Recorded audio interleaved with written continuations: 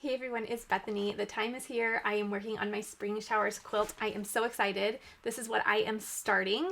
This video, I am going to go over my very first row, and I'm really excited. Now, disclaimer, I am not going to be making each and every one of these blocks on video for you. As I have previously mentioned, I feel like doing these embroidery projects and quilting projects is a very good opportunity for me to have some downtime and me time. So I like to do a lot of this on my own just because it's a way to build in just some quality time for myself. But I decided that I really do still want to take you on this journey because I know some of you are very, very curious on quilting in the hoop and quilting on an embroidery machine. So in order to just do a nice little best of both worlds, I decided I'm going to do one block for each row in my spring showers quilt. So we have 4 rows in this quilt, and I'm going to pick one block from each row, and then I will film that and then show you the entire row as we go. So this is going to be really fun. I'm excited to show you how you can quilt in the hoop on an embroidery machine. It's very addicting, it's very fun, and this is going to turn out so beautiful. So let's go ahead and get started, and at the very end I will show you my whole first row of quilt blocks. Okay, so I am going to be working on my first row for my spring showers quilt, and I'm going to be doing umbrella 3. So we're going to do this little block here with the umbrella plus the little frog. It looks so cute. So I have all of my fabric all prepped and ready. Before I even started my quilt, I did go through and I put each of the quilt blocks and prepped all of the fabrics and put them in individual bags. And I really, really love this. It does take a lot of time, so you want to put on your favorite TV show and just go to town trimming and cutting because it does take a while. But let me tell you, it's so nice that when you come down to work on a project, you can just grab the bag. All the fabric is prepped and ready to go. So I cut all the fabric, but each time that I come to work on a block, I do iron on my fusible backing, which is what I'll do now. So I have my stabilizer all hooped, and I'm using the light mesh cutaway from Kimberbell. I'm in love with it. It is a beautiful stabilizer and it is perfect for these quilt blocks. So I have that in my mighty hoop, and I am going to also have a piece of batting here. So we're going to be doing background quilting in the hoop as well. So I'm going to set that to the side.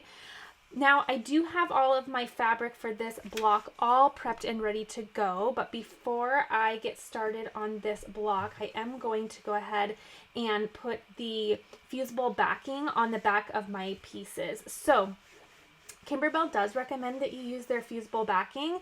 I did it with my Lucky Us pillow, which was my first project that I did with Kimberbell, and I put this fusible backing, I cut it to size, it comes in a nice roll, and I put it on the back of each of my pieces, and it does make a world of difference. So it's something that helps avoid puckering, and it just makes the trimming process so easy as well while doing the applique.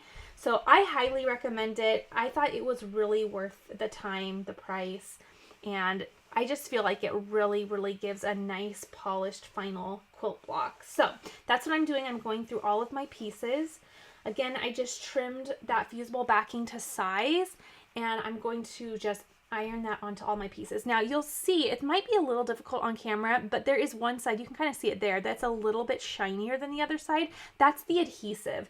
So you're going to iron that to the wrong side of your fabric. That way it sticks to it. And that way it's all glued down and ready to go. It's really easy. It just takes a couple moments of heating. Again, locating that shinier side, putting it on the wrong side of the fabric, and we're all good to go. So I did not buy the thread kit for this. I did buy the fabric kit for my spring showers quilt. So I got the fabric kit, and that just allows you to get all of the fabric for the quilt instead of buying it yourself. You can just buy the quilt pattern for embroidery and then go get your own fabric if you'd like, but I just love how Kimberbell puts their fabrics together, so I always just buy the fabric kits because they're just so well done. But I did not get the thread kit, so I'm going to be using my own thread, and I've just been matching it as I go, and so far so good. Okay, so I have all of my pieces ready to go. I highly recommend you just have everything prepped and ready. That way once the machine starts stitching, you are just zooming through your little quilt block. It makes it just so fast and so easy. Okay, everything's ready there. I have my batting ready to go. I have my hoop ready with the stabilizer, and we're going to start stitching. Okay, placing my hoop inside. The first thing I'm going to do is I'm going to place and stitch out the placement stitch for my batting.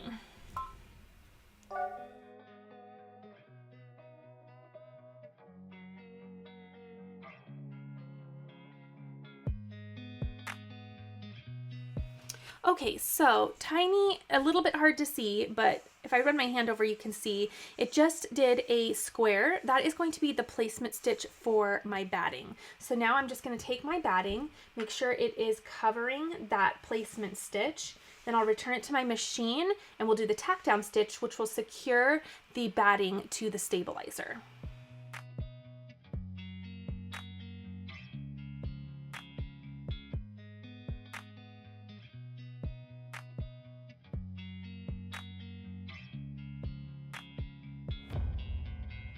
Okay, so we did the tack down stitch next. So it has secured my batting to my stabilizer. Now I am going to grab my little tool caddy. I love this. I purchased this for all of my little embroidery supplies, and it's so nice and handy. So I keep my Kimberbell scissor set in here, which, let me tell you, I was a little nervous to buy that because it was a little pricey, but I love their scissors.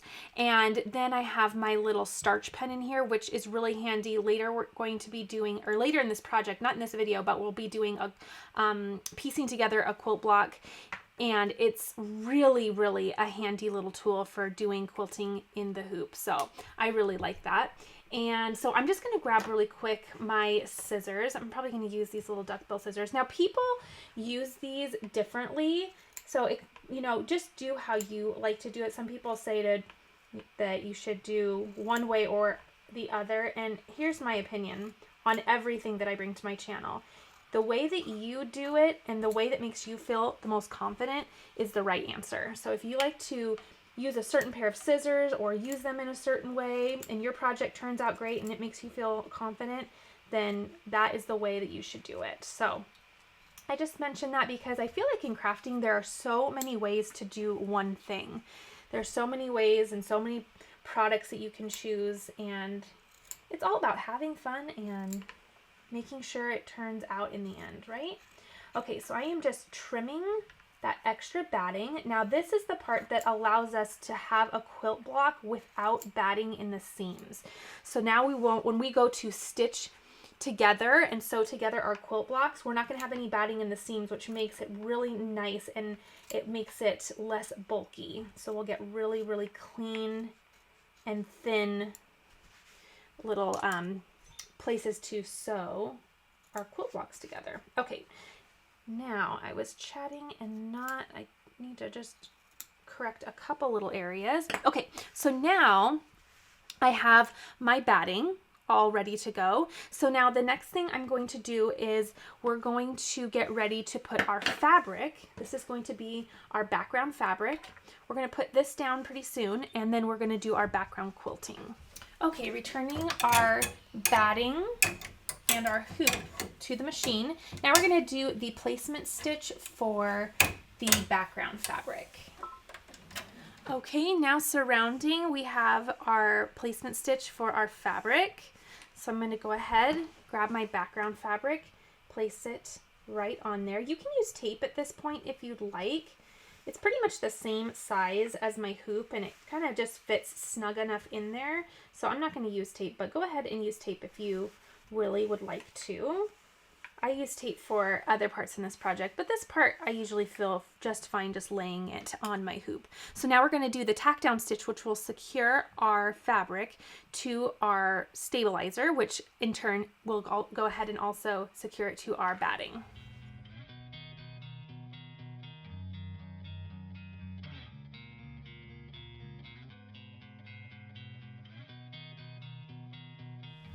Okay, the next thing I'm going to do is I'm going to do the background quilting design, which is some really pretty wind. So I purchased separately on the Kimberbell website their background quilting designs for spring showers. So I just chose one that I wanted for this block, and I merged it with my design in my software, so that way it would do my background quilting before doing my quilt block. And so I'm going to just do that step really quickly, and then we'll start our applique.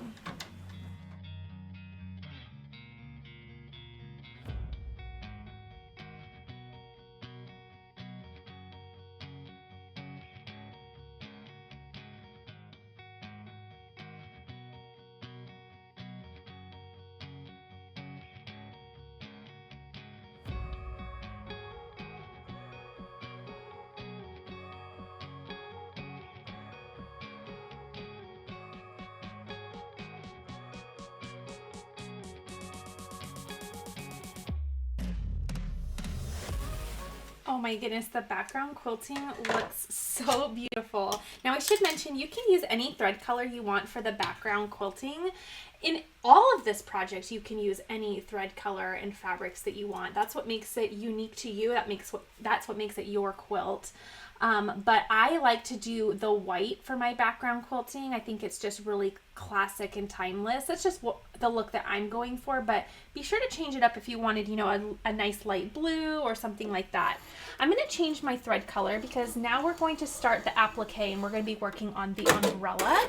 So I'm going to really quickly use that nice almost raspberry color, and this next step is going to be the placement stitch for the umbrella.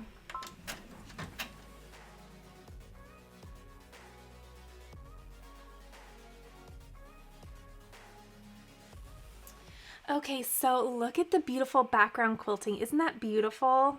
And it looks so nice, especially with that batting underneath. It's giving that actual quilted look. I just love it. So now for this little placement stitch, you could have just used the white thread or whatever thread you had just previously used for your background quilting, but I just changed it really quick because I wanted you to be able to see the next step. So next is the placement stitch for the umbrella piece, and again we're using this nice kind of raspberry solid fabric. I'm not sure of its actual name, but it's so pretty. Now Kimberbell has in their directions that you would put a nice, I think it's a vinyl over this so that it's nice and shiny. I did buy the embellishment kit for this quilt as well, but I opted to not do the shiny vinyl over the top. It's personal preference to me. I just felt like it was kind of more of a fad, and I didn't think that just over the course of time that I would appreciate it forever and ever. So I wanted mine to be a little bit more classic, timeless, and simple. And so I'm just going to use my fabric without the shiny embellishment on the top. And the reason they want you to put that vinyl on there is so that it kind of looks wet. And later in the quilt, they also have you do it on the rain boots as well, just to kind of give it that wet rubbery look. It's a very beautiful idea. But again, we're talking about ways that you can make the quilt your own and ways that you can take creative and make creative decisions. And that was one of the things that I preferred not to do. Again, I have my fusible backing on the back, and since I have my placement stitch, I'm just going to make sure that I cover it completely with my fabric. This is where I do like to place a little bit of tape. Not mandatory, but I just feel better doing it, so I'm going to just place some tape on there so that it doesn't shift while stitching. And next we're going to do the tack down stitch, which is going to secure the fabric to our quilt block. Okay, so we have our tack down stitch, so our fabric is secure. I'll just remove my tape, and then I just set this to the side because I just try to reuse it as many times as I can. And for this, I actually really like to use the Kimberbell snips. And I'll link the scissor set that they have in the description box below. That's where you're going to find everything that I'm using for my project. But I like the snips for doing the applique part. They're just nice and dainty. They get into tight spaces. But I'm just going to go around and I'm going to trim as close to my stitches without snipping them. If you do, it's not the end of the world for this particular part because we are going to do a satin stitch later. So if you accidentally cut your stitches, don't cry over it. It's going to be fine because it will just mend itself naturally when doing the satin stitch. So I'm just quickly, again, that fusible backing makes the cutting just crisp. And then you can save this. If you saw my craft room tour, you saw how I like to store my scrap fabric. So I will go ahead and put this in my little scrap fabric bin because when you're doing applique, sometimes you only need the smallest of pieces. So make sure you save as much as you can. I like to keep a lint roller handy just in case I have little pieces of fabric that come off while I'm snipping. I just like to keep it nice and neat as I go. Okay, the next part is the placement stitch for the middle of our umbrella. Using the same thread color, I'll go ahead and do that next step.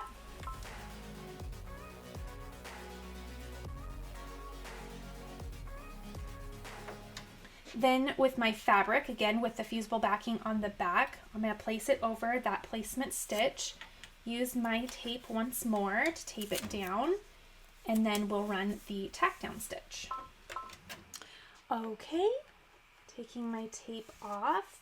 I just like to set it kind of on the side of my hoop, that way it's always there. And then with my snips once more, I'm just going to trim around my fabric. And then we have the middle of our umbrella coming to life here. I love applique because the more you trim and place fabric, the more the design comes to life. There we go. And done. Okay, going through and just making sure I have everything trimmed down just as I'd like it. Again, I like to go through with my lint roller and just remove any of the, sometimes the little hairs from the fabric come up and off, but how pretty is this? I love it. Okay, now what we're going to do is we are going to stitch, I believe it's the handle for the umbrella. So I'm going to do a quick thread change and then we're going to do the handle. Okay, pulling through my thread and doing my, whoops, that didn't quite come through. I didn't do my knot good enough, but that's okay. I'm going to just rethread my machine. I'm doing a nice dark gray, and it's going to do the tip of the umbrella, the little points on each of the little bow areas, and then the handle.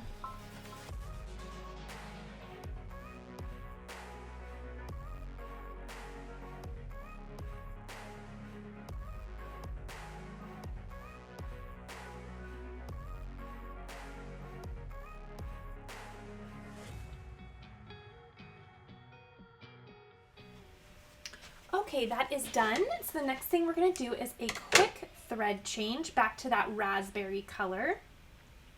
And we are going to do the satin stitch around the umbrella plus the handle. I think I was calling this the handle, but we're actually going to do the actual handle where you would hold the umbrella for this next part. So just rethreading my machine just like so, and we'll get that stitched out.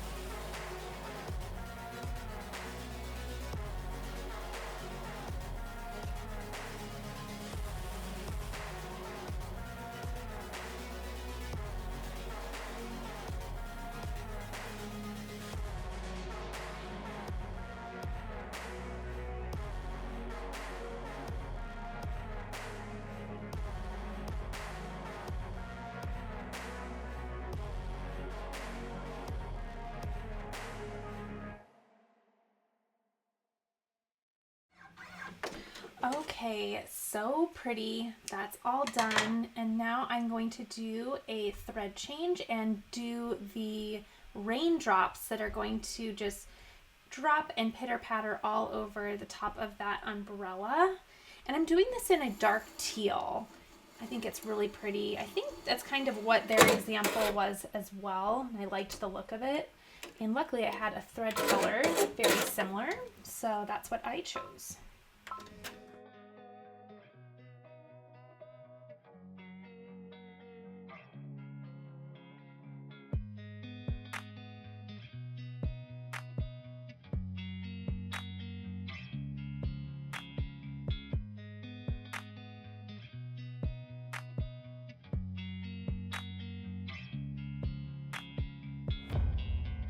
Okay, the next step is the placement stitch for the frog, and because it doesn't matter, you'll never see it, I'm going to just use the same thread color. So for this part, it does call for felt, and if you bought the embellishment kit, it comes with felt for the little frog. I personally don't prefer to do felt on my quilt project. I did it on my Lucky Us pillow and it was fine, but I don't think I would do it again.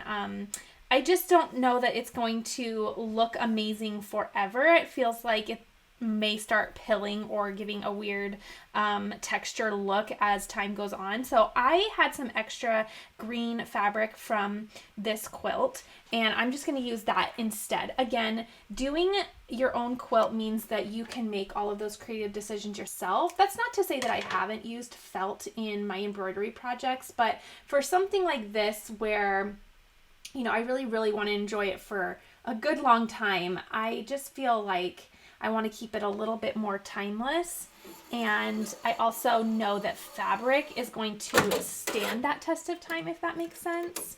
But if you like the felt idea, it definitely offers a fun texture, and go ahead and do that. Okay, so I'm just going to, because there's a lot of variety in the design here, I'm going to just place it where I would like it. So in terms of putting what part of the pattern I want where on there, if that makes sense. So I kind of like that. I'm going to use my tape. I already changed out my thread color to a nice forest green that will match and complement nicely. And now I'll do that tack down stitch. Whoops, didn't quite take. So no problem, just rethread and we'll be on our way. Okay, so here we have our little outline of our frog. I think it looks darling in that fun, almost floral dot background or fabric. I think it just looks really nice. But again, if you want to do the felt, it looks really cute. Okay, grabbing my little snips, and I'm just going to trim around this little frog, again getting close enough to those stitches but being mindful not to accidentally trim any. Let me know if you've been working on any Kimberbell projects or if you have done a quilt in the past. So far I've only done the Lucky Us pillow. That was my first more long project. I did buy the kit for the, what is it called? I bought two because I'm hoping to make one as a gift as well. I bought the, is it Sweet Land of Liberty? Whichever the pillow is for 4th of July that just came out this spring. So I have that design plus the fabric kits for that. If I think of it, I'll bring it out in this video and show you. But I hope to work on that. Actually, I probably need to get going on that, right? Since that one's time sensitive for a holiday. Oh, so many projects, so little time, right? I know we can all empathize with that statement. Okay, here's our sweet little frog. Oh my goodness, that's adorable. I love the fabric. Okay, I'm going to do the next step, which is going to be the satin stitch around. And it's also going to do a little decorative stitch, like a fill stitch for the belly of the frog. Then we'll do one more thread change to do the eyes. And I think that will be the end of this quilt block. Then we're going to use our orange pop rulers to trim this out. And I can sew together my first row of quilt blocks.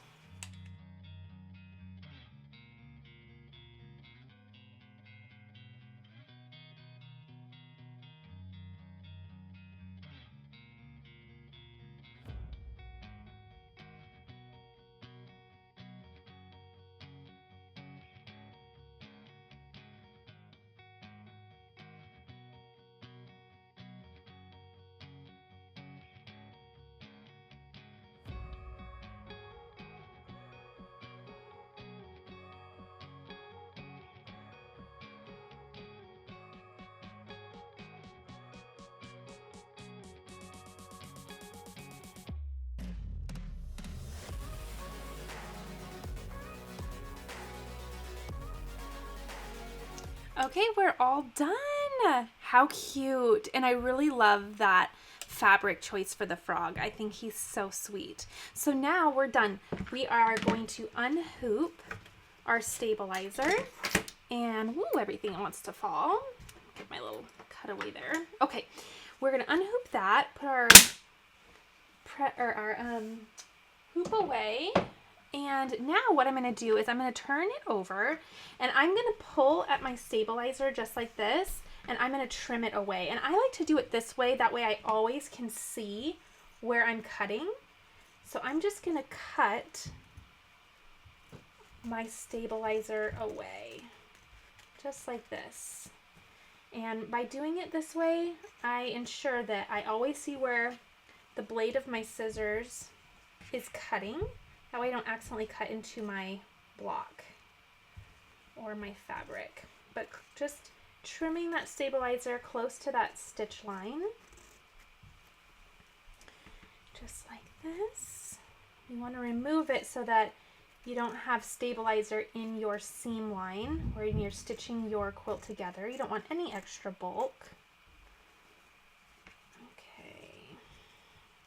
And finally, the final side. Okay. Now we are going to square off the block and trim our extra fabric away. How cute. Okay, so I'm going to be using my Orange Pop ruler. Now, I invested in these when I started the idea of quilting in the hoop, and these are amazing. I really like them. They are made to size, so your directions will tell you at the end your trimming instructions, and it says square the finished block to 6 by 6 or 6.5 by 6.5. So all I do is just grab the ruler that says, it's hard to see on camera, but it will have the measurements down here, and this one is 6.5 by 6.5. I like to do mine upside down, and all I do is just get this exactly in position, and then I will trim it down. Now, you can use a rotating cutting mat. I have one. This is just the perfect size for this size quilt block, but it probably would not be handy for anything bigger than 6.5 by 6.5. So it is a little small. I tend to do smaller type projects, so it works for me, but you may want to just note that if you are working on bigger things. In fact, in this quilt, we have a lot of big blocks, so I won't be able to use this tiny one much longer in this or for each and every one, but you can do that as well. And what is great about this is you can trim, and then you can just rotate, trim, rotate, trim, rotate, trim. I actually do it just fine without the rotating mat, but it does come in handy so that you're not moving things around and, you know, accidentally coming out of alignment. So I'm going to go ahead and get this trimmed down. And I like to push outwards on my blade. The very first time I trimmed a quilt block, whoops, I messed it up terribly. In fact, I hang it in my craft room to just keep me inspired that I've come a long way. But I say that because we all develop trimming techniques that work for us based on our past experiences. So do what works for you. I like to do it just pushing outwards, and that's what works for me. Okay, so then you can take this off, and if you missed any little tiny parts, I just go bloop. Sometimes the corners get a tad stuck, but other than that, you have a perfectly trimmed quilt block that's ready to go. Oh, I missed quite a few on that one. Must have been my chatting. Okay, so there we go. Now we have our quilt block trimmed to size, and they are ready to sew together. So now I can arrange them how they are intended to be sewn together. So I have my first block in my first row. This was done very similar to the block we just did together, but just in a different direction. The umbrella is going a different direction this way. So we have that. Then the next one is another umbrella, and this is done also similarly, but the umbrella is upside down. A little different background quilting there. Very pretty. Next we have the block that we did together today with the frog. Turned out so cute, so that will be stitched here. Then we have this very simple block. It's just text, but it's very, very pretty, and that will go here. And then finally, this is my favorite on this row. It's really pretty. It has, we did embroidery leather for this. So, so pretty with that little sunshine. And then we did some velveteen for this puffy cloud. So pretty. And then just basic fabric. Now for this little guy down here, this was going to be a faux chenille. I've done faux chenille on projects before and I've loved it. I think a part of doing projects is learning new techniques. And while I loved the faux chenille, again, I wanted mine to be a little bit more timeless and I didn't want it to kind of unravel over time. So I opted to not do the faux chenille for my quilt block, but I do like to do the faux chenille technique on other projects. So that was my favorite block for this row. I thought it was really cute. So now I'm going to go ahead and I'm going to stitch my first row together and I'll be done with row 1. And yay, I can start row 2 and get this quilt going. Okay, here is my entire first row all done and sewn together. It looks so good. I love it. And if you're curious on the back, this is how the back looks. So I sewed them together with a 1/4 inch seam allowance. And then what I did is I just ironed down the little seams. So it looks really nice and really clean on the back. I'm really happy with my very first row. I think it looks really good. I'm very excited about it. I think this is going to come together beautifully. I also like how gratifying this is. So I like that, as I said, I'm going to do most of this on my own just because it's a little way to just build in some time for myself. But I like that I can just come down here when I have, you know, a half an hour-ish. It usually takes about a half an hour to do a block.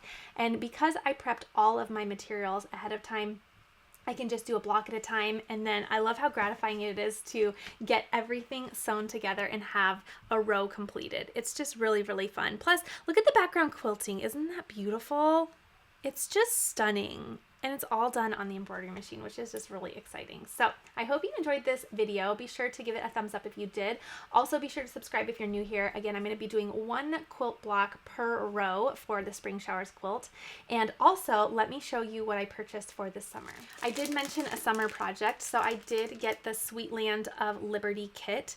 This is the little pillow, or you could also have it be a little table, not table runner, it wouldn't be long enough for a table runner, but either just a wall hanging or something that sits on your table. So if you didn't want to do the pillow option, there are many ways that you can use this as decor.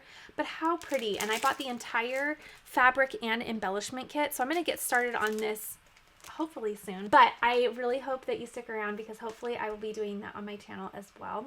So thank you so much for watching this video. This has been so much fun to put together and I can't wait to see you in the next video.